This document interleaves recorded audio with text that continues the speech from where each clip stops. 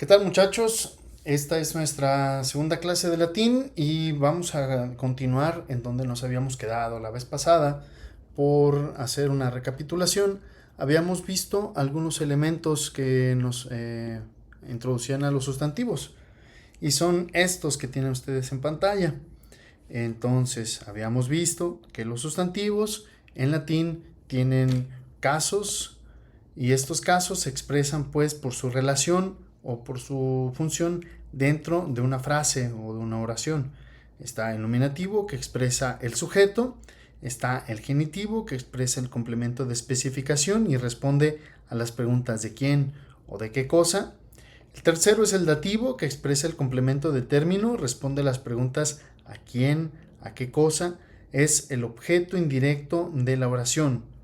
El objeto directo, por su parte, es el acusativo, que es el cuarto caso. Y luego tenemos el vocativo y el ablativo. El vocativo no tiene más sorpresas, es simplemente el complemento de vocación, aquello que es llamado. En cambio, el ablativo sí tiene diferentes usos en el latín. Expresa diferentes funciones como complemento de medio, de causa, de lugar, de tiempo o de medio, dice aquí. O sea, es muy usual en el latín que el ablativo adquiera diferentes funciones. Y les decía que no es justo traducir el dativo o el acusativo o el ablativo con simples preposiciones, o sea, decir que el dativo significa para, que el acusativo a y el ablativo con. No, eso es incorrecto, porque va a depender de las funciones que tenga esa palabra en la oración para que adquiera diferentes significados. Entonces, no nos quedemos pensando que en el latín una palabra tiene una función o un caso puede ser reducido solamente a una traducción. Hay muchísimas posibilidades y esto lo vamos a entender por los complementos. La complementación en el latín es importante. Entonces, con esto seguimos adelante con nuestro pequeño repaso. Habíamos dicho que en el latín existían dos casos y desaparecieron porque los asumieron uno el genitivo y el otro el ablativo. Entonces hay funciones que siguen conservándose, que se conservan todavía, pero ya no forman parte del uso cotidiano, del uso ordinario. Los casos en latín tienen dos clasificaciones. Son directos o indirectos. Directos cuando la relación con el verbo es evidente, como en el caso del nominativo, acusativo o vocativo, e indirectos cuando no tienen relación directa con el verbo, como el genitivo, dativo o ablativo. Poníamos un ejemplo en el que vemos que el verbo, que es el núcleo de la oración, tiene una relación con el niño y con la manzana, porque uno es el sujeto y el otro es aquello que es comido por el efecto del verbo, que es el núcleo de la oración. En cambio, esto es el instrumental. No tiene una relación directa con el verbo, sino con estos elementos. Entonces le da contexto, le da como una situación. Los sustantivos se clasifican en 5 grupos de acuerdo a sus vocales. Está la A, la E, la I, la O, la U. Entonces no se organizan como nosotros los habíamos aprendido en la primaria, sino por otros efectos. Por la concurrencia, diríamos también, de sustantivos. Es más común, es muy común encontrar de la primera declinación que terminan en no, en a, perdón, o de los masculinos que les corresponde la letra O, aunque luego se transforma. La tercera declinación tiene consonantes y la letra I. La cuarta la U y la quinta la E. Hasta aquí nos habíamos quedado y vamos a hablar ahora del verbo latino.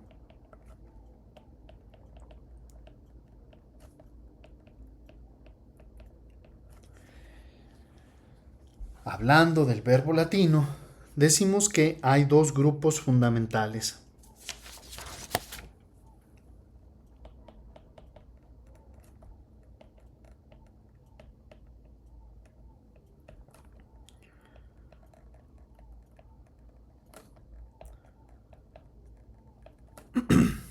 pueden ser de dos categorías. La primera son transitivos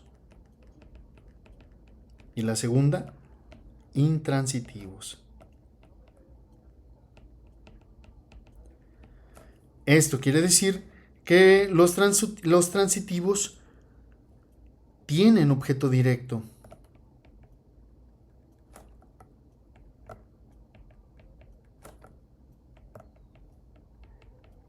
Se trata de verbos que tienen un efecto en el sustantivo, en el sujeto, en el nominativo, pues en el protagonista de la acción.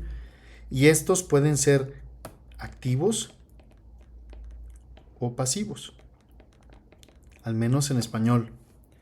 Los intransitivos, por su parte, sí tienen objeto directo.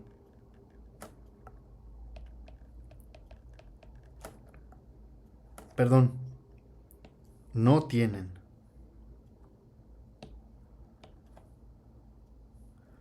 No tienen objeto directo. ¿Sí? El objeto directo, como pista,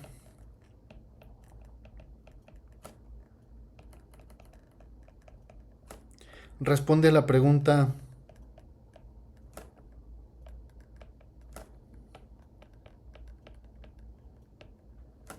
¿quién? ¿O qué cosa?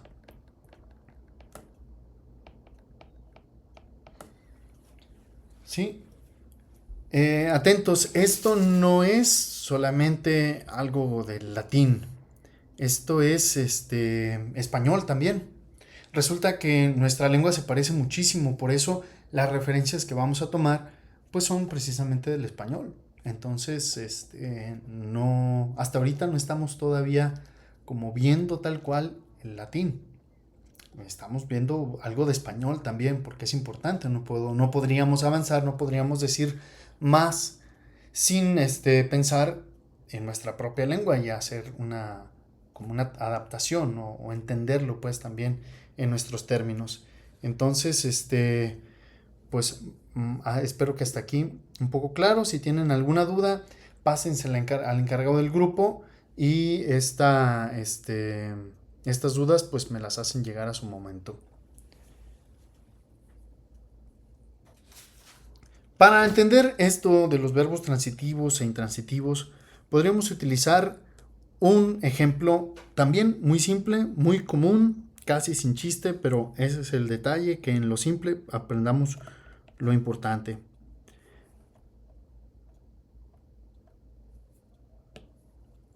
Tenemos el ejemplo de el niño come un taco.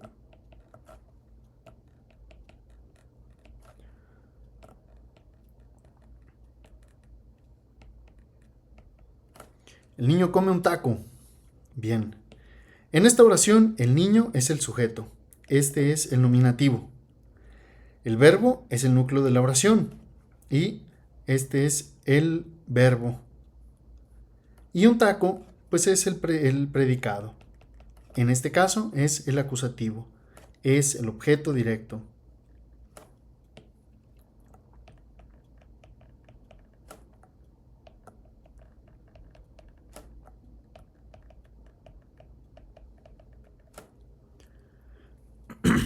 En cambio, si este verbo lo pasamos tal cual, come, pero hacemos una transformación, o sea, un cambio en la oración, y le cambiamos el orden, podemos decir que un taco,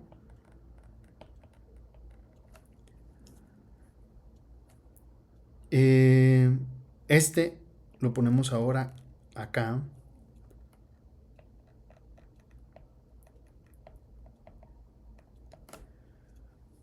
Ya no nos funciona este verbo come, sino es comido.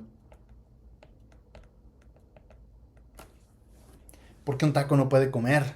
Sería la venganza de los tacos, ¿no? Así que tenemos un taco que sigue siendo, en este caso, el nominativo, es el sujeto de la oración, el verbo, que es el núcleo, ya lo decíamos, la parte importante, es comido, es un verbo receptivo, es un verbo en pasivo, como lo vemos acá, es un verbo pasivo que tiene objeto directo, entonces es un niño, pero aquí este es un complemento de agente.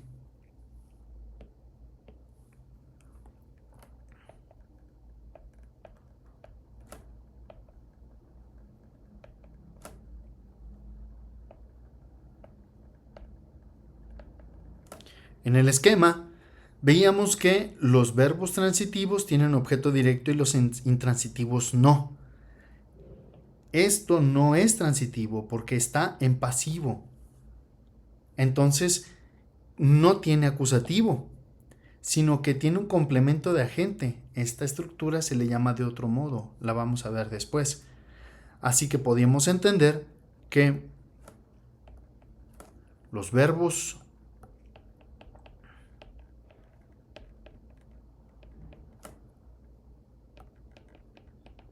en los verbos activos hay objeto directo.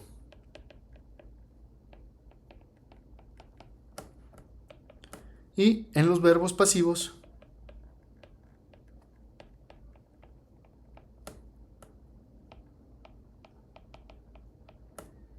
hay complemento de agente.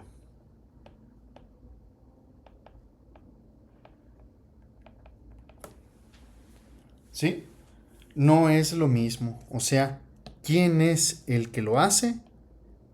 Es diferente a qué es lo comido o qué es lo que recibe la acción. Espero darme a entender. ¿Cómo se comportan los verbos?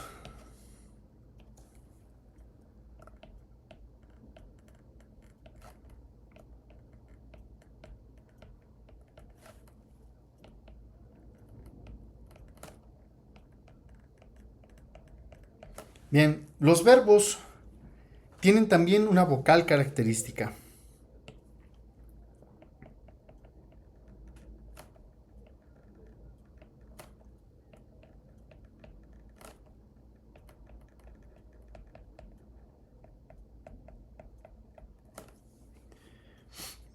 Esta vocal característica va de acuerdo a su conjugación. Entonces tenemos 4 conjugaciones. Primera, segunda, tercera, cuarta.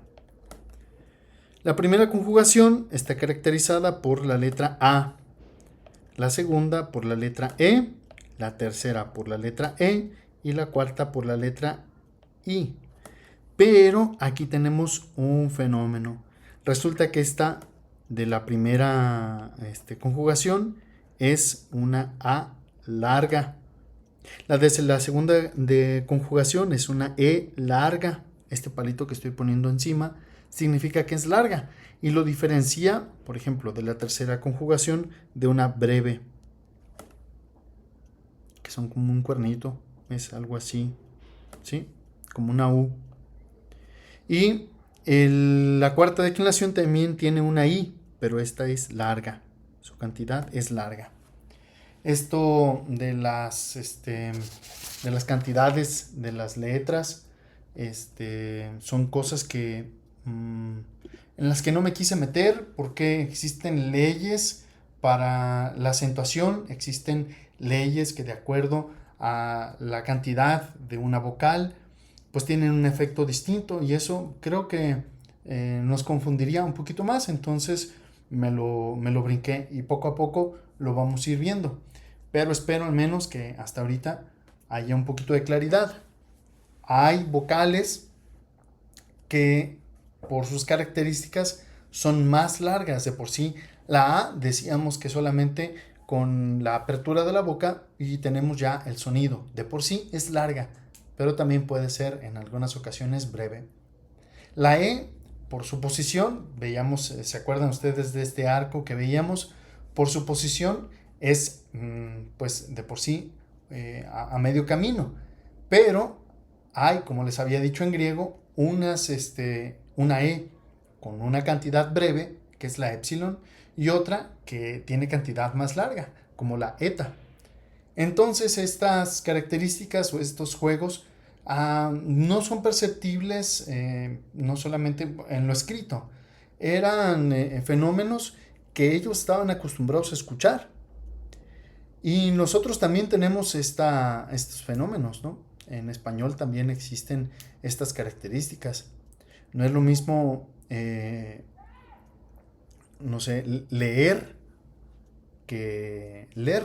O sea, la cantidad de la E es doble. Y ahí es evidente, zoológico, ¿sí? Vociferar.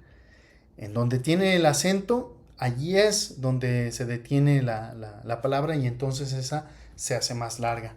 Revolución, martirio, etcétera.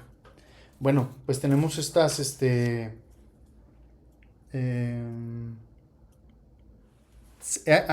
estas características que tenemos aquí.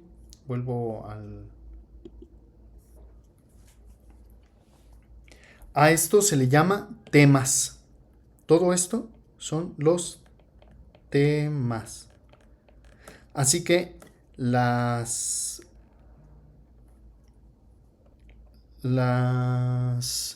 conjugaciones están caracterizadas por temas. Y estas son las vocales temáticas a las que nos vamos a referir en nuestro estudio de los verbos. ¿De acuerdo? Bien.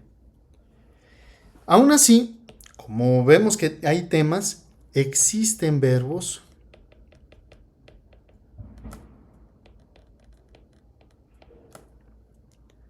que son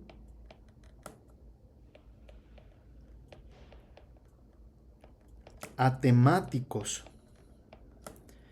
y no pertenecen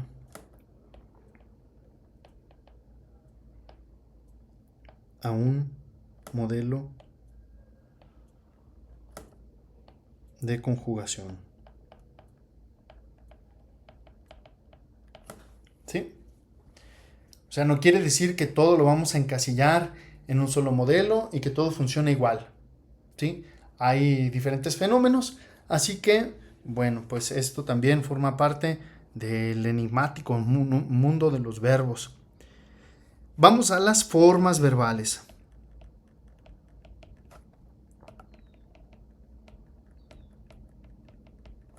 Las formas verbales, pues básicamente son los tiempos, las formas en las que se pueden presentar, ¿sí? O sea, los fenómenos o los nombres que asumen. Y esto los caracterizamos por los modos verbales. Pueden ser finitos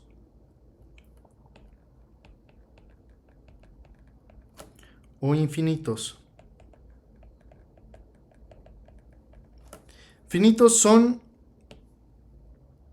el indicativo, el imperativo,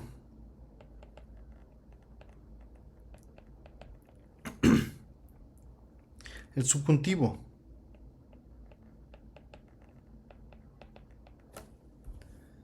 ¿Sí? Estos se les llaman finitos porque se puede reconocer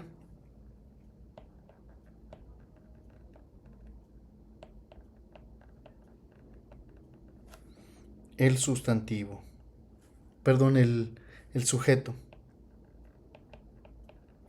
¿Sí? El indicativo, yo como, tú comes, él comió, nosotros comeremos, ustedes comerán, perdón, vosotros comeréis. Son palabras a las que se les puede poner un yo, tú, nosotros o vosotros. Pero en cambio hay otros que no tienen estas características y son los infinitos. Y aquí pues está evidentemente el infinitivo, el participio,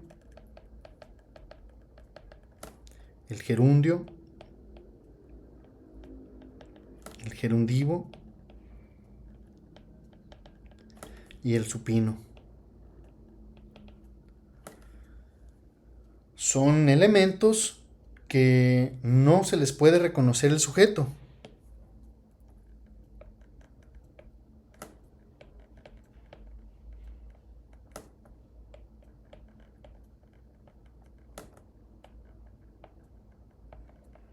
pero se declinan.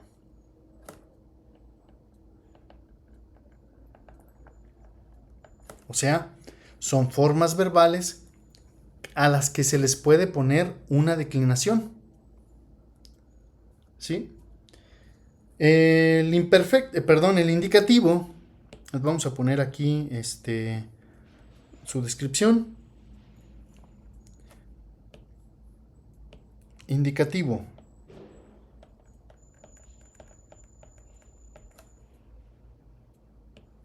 Es el modo de la realidad,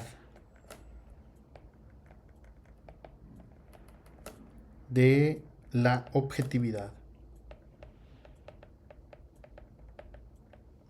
Obvio, esto también funciona para el español, o sea, no es que estrictamente todo esto sea latín. Mientras más entendamos el español, es más fácil poder llegar al latín. Y aquí en el indicativo tenemos el presente, el imperfecto,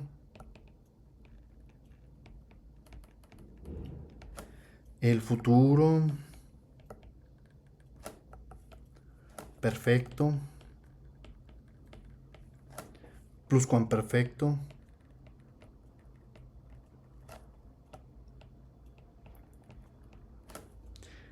y el futuro anterior.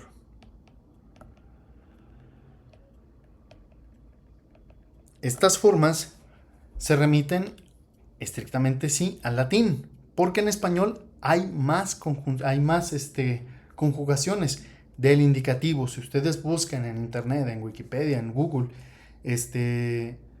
tiempos del indicativo, les van a salir todavía más. Nosotros necesitamos en latín solamente estos, ¿sí? El indicativo, el subjuntivo.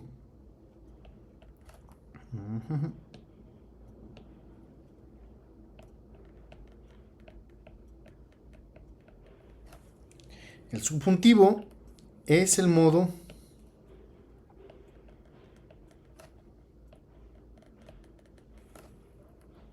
usado para expresar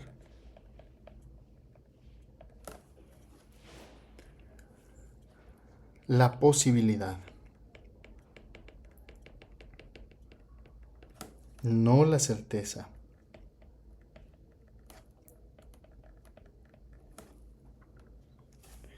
Y se responde a la pregunta: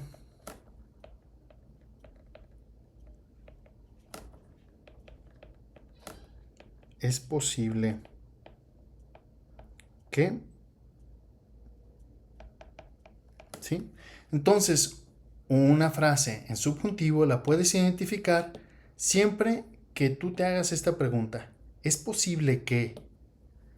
Es posible que haga, es posible que duerma, es posible que vaya. Entonces, haga, duerma y vaya son verbos que están conjugados en subjuntivo. Y en el subjuntivo tenemos diferentes conjugaciones o tiempos, principalmente 4. Y estos en español, evidentemente hay más, pero en latín estos son los que vamos a utilizar. El presente, imperfecto, perfecto y pluscuamperfecto.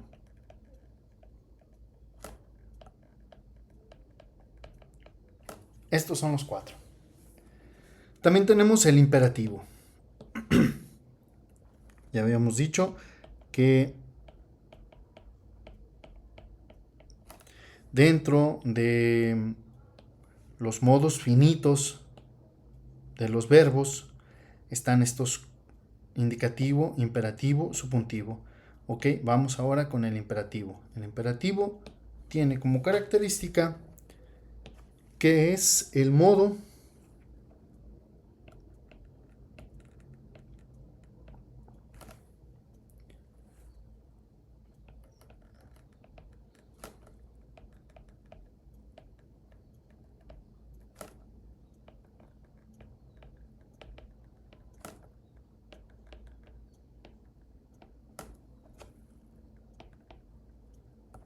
Es el modo que se usa cuando se quiere dar una orden. Y esta tiene dos conjugaciones. El presente, perdón, dos tiempos. El presente y el futuro. O sea, en latín se puede dar una orden en el presente y también se puede dar una orden en el futuro.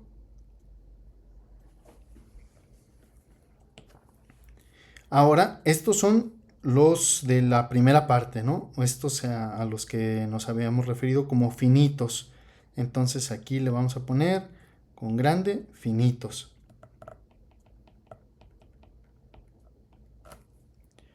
Y están también los infinitos.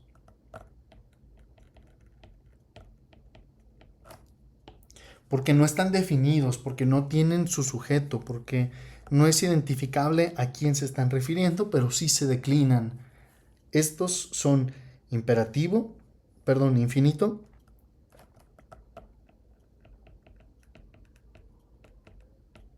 el infinitivo, tal cual, el participio,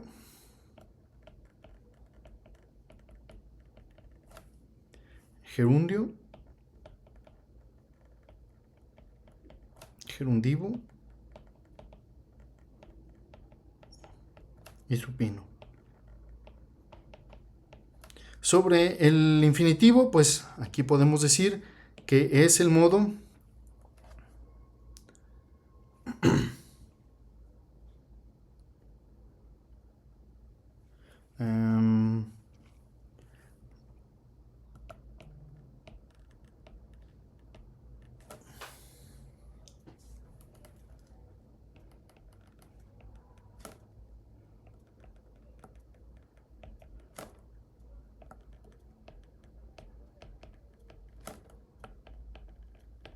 es una forma nominal.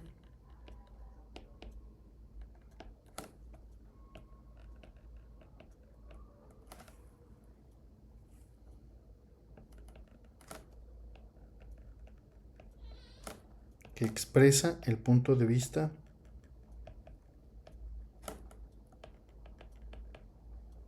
del sujeto.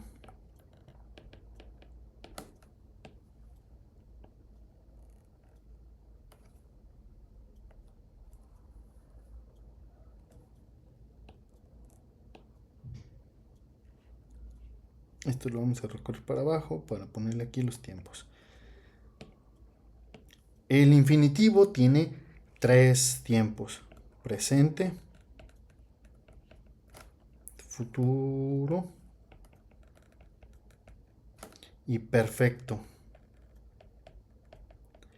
Hablamos del pretérito perfecto, ¿sí?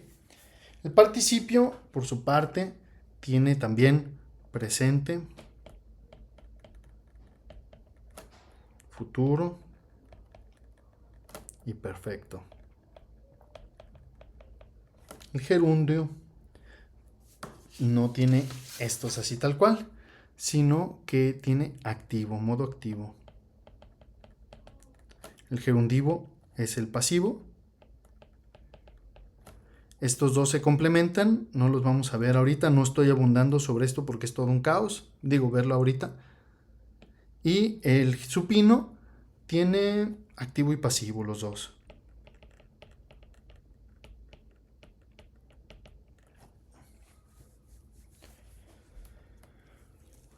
Bien, entonces, como son modos infinitos, funcionan de una manera distinta.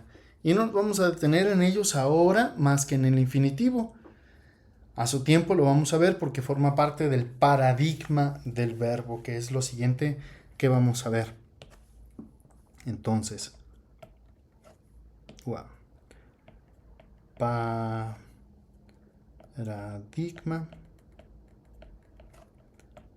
del verbo. Paradigma quiere decir modelo, ¿sí?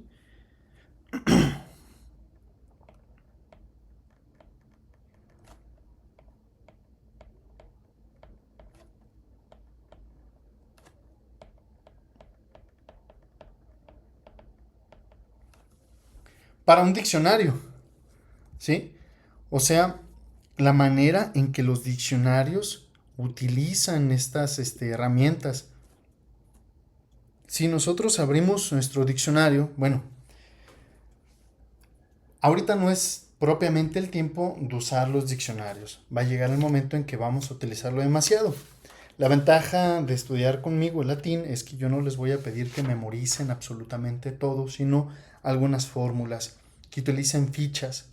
Entonces, las fichas para mí son importantes porque va a ser un modo de evaluación, va a ser la forma en la que vamos a trabajar y como estamos a distancia, pues así así voy a ir viendo o así me van a ayudar a ver que el trabajo se vaya haciendo, que ustedes vayan avanzando y que vayan teniendo eso que está en las fichas o eso que van a poner en las fichas, que lo aprendan de memoria. La ficha puede ser... Oh, no tengo aquí. Bueno, de un sobre como la mitad. O sea, puede ser de un tamaño pequeño, no necesariamente así de chico, pero sí algo que sea práctico, que ustedes puedan tener a la vista y que puedan memorizar. ¿Mm? Van a poner allí en las fichas lo que es más importante para ustedes. No la copia del pizarrón, no capturas de pantalla, no fotografías, algo que ustedes hagan con las manos. Y esto quiere decir que ya pasó por su mente. No la copia de las fichas de otros compañeros. No, eso se nota bien fácil. Rápidamente se echa de ver. Aparte, puede ser que para el otro alguna cosa es importante y para ti no la sea. Entonces, espero que quede un poquito claro. Hay que hacer fichas. Este es el material de trabajo. En las fichas van a estar contenidas aquellas cosas que para ustedes son importantes y la ventaja de la ficha es que con ella van a memorizar y cuando sea el momento del examen, eso es lo único que van a poder sacar en el examen. Entonces, son importantes las fichas para nuestro trabajo.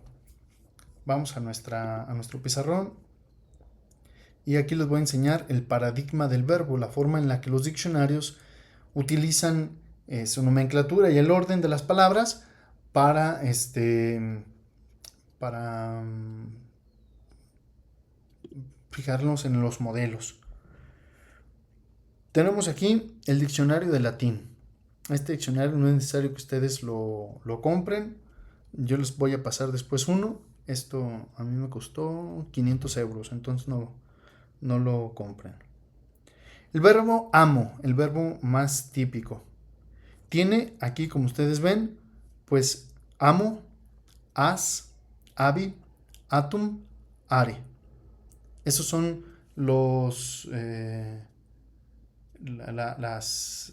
las características que tiene el verbo. Entonces lo vamos a pasar acá. A ver. Ok.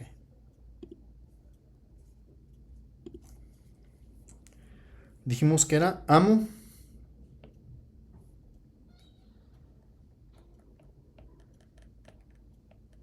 as, abi, atum, are. ¿Qué significa esto? El paradigma del verbo es la primera persona singular, presente, indicativo,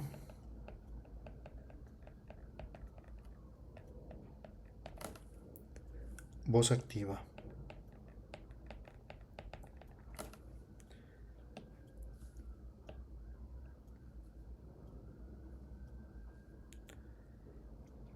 Esto más la segunda persona singular, presente, indicativo, voz activa. O sea, tal cual. Cambia en la persona, ¿sí? Cambia en esta persona. Ahorita se los voy a hacer ver con más claridad. Más la primera persona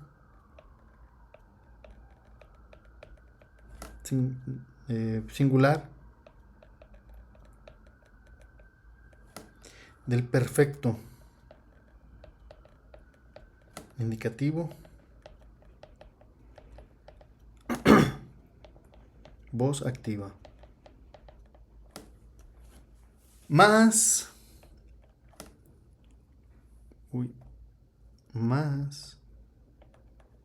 el supino activo. Más infinitivo.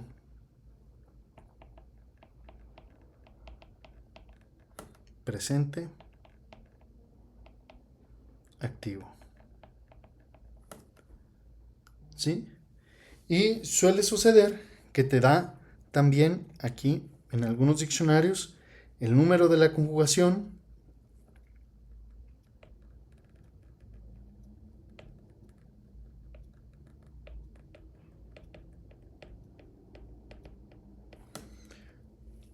y te dice si es transitivo o pasivo. ¿Sí? Entonces, hay modelos como este que se parecen y aquí le podemos sumar 1 transitivo.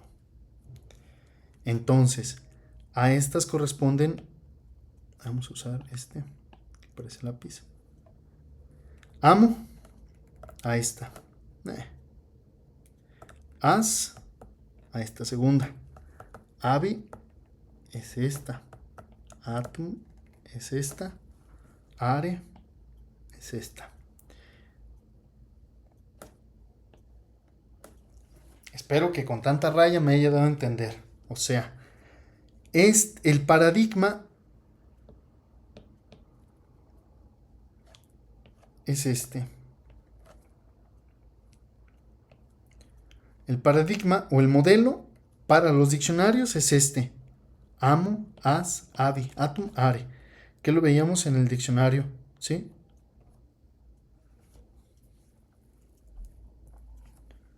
¿Sí? Voy a poner aquí el verbo ver. Video. Video, primera. Es, segunda. Vidi, primera de perfecto. Visum es el supino. Ere, el infinitivo. Segunda conjugación, transitivo. Y esa, sin sorpresas, pues es tal cual lo que nosotros tenemos aquí. Tal cual. Entonces, esta es la manera en que los verbos se representan. Bueno, pues vamos a dejarle hasta aquí con esta parte de los verbos. Espero que no sea confuso. Igual ya les decía, si tienen ustedes alguna duda, pásenla al encargado y él pues que me las mande por WhatsApp o ya después les digo también por qué medio me pueden hacer llegar las preguntas. Bueno, pues sin más, espero que tengan un buen día. Muchas gracias y hasta la próxima.